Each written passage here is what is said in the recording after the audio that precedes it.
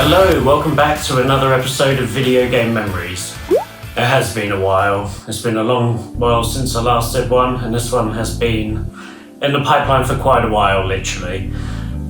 So today's topic is Halo, a franchise I'm sure everybody is aware of.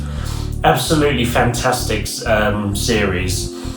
In one of my previous episodes I did, I was talking about Doom.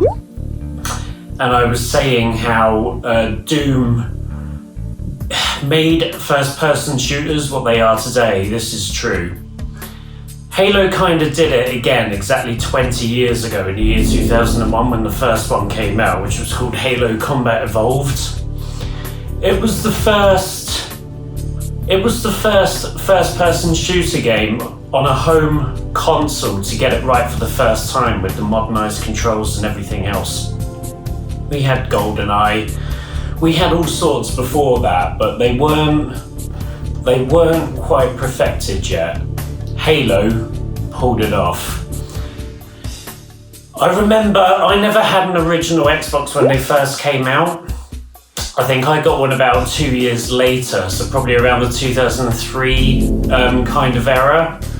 But I had a mate who got the original Xbox day one and obviously got Halo with it.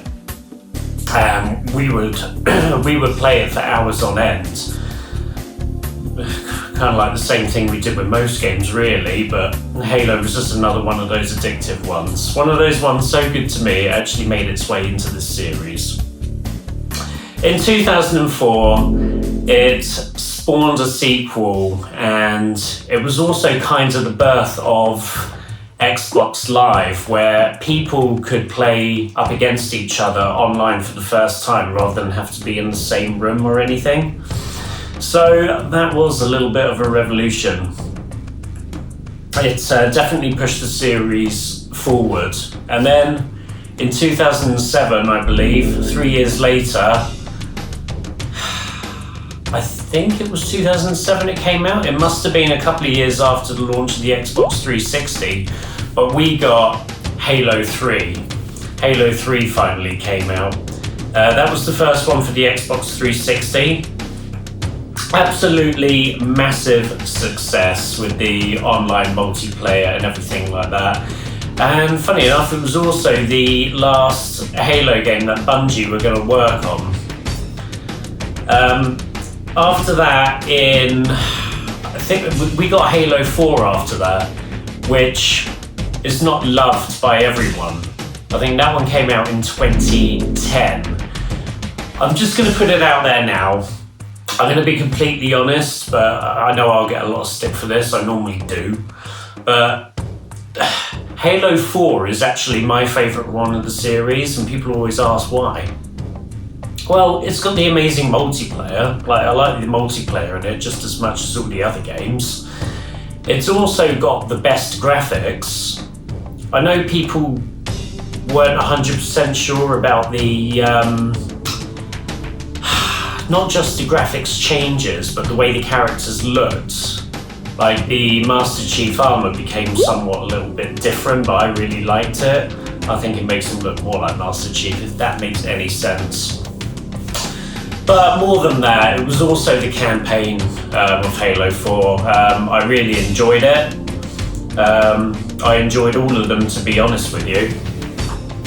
In 2015, for the Xbox One, we got Halo the Master Chief Collection. That would be here, which was a combination of Halo 1, 2, 3, and 4. But Halo 2 on it was when we got the Halo 2 anniversary, release. And there were many bugs and glitches in this game when it first came out, but they were ironed out and everything else like that. It's at a really good point now because it's had many patches, and now it's probably the best package of Halo you can get. But it's got 2 pieces of DLC.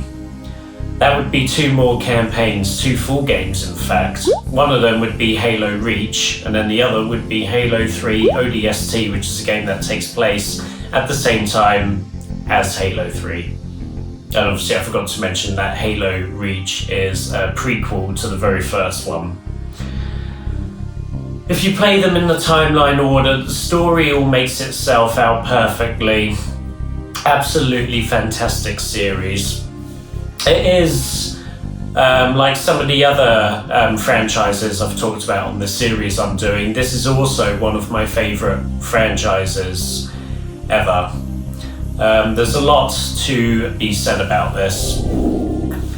We have recently had released the new Xbox Series X and the Xbox Series X.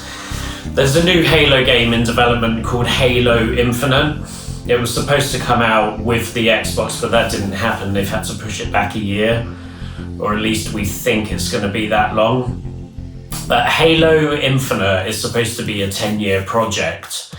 If I can explain that basically means that this is going to keep on getting updates, it's going to keep on getting things added to it, it's going to keep on getting DLCs you can get for it. The main campaign is, for the first time in any Halo game, this huge open world environment rather than being done level by level. It's all one huge world. Now, this is definitely a risky step forward. I hope it works out. It sounds like it's going to be very good, but I'm very much looking forward to it. I will be picking up the PC version though, obviously. The memories I have with these were just all when they were the main game at the time, and I used to play them all the time. Fighting against friends, everything like that. Absolutely fun. An amazing series. And apparently, I think they said that there's going to be some sort of movie in the works. It'll be interesting to see how that one it'll be interesting to see how that one turns out. If they're going to do it, I hope they do it right. Don't mess it up like they have with some of these animated things. Animated Halos that you can get, they're not all great, I will admit. But yeah, this is the Halo franchise, and yeah, it's been real fun talking about it. I don't really have a great deal to say about them other than the fact that I used to play them repeatedly when they came out, because that's pretty much all I did. Coming back from work, staying up all night, playing them, that sort of thing.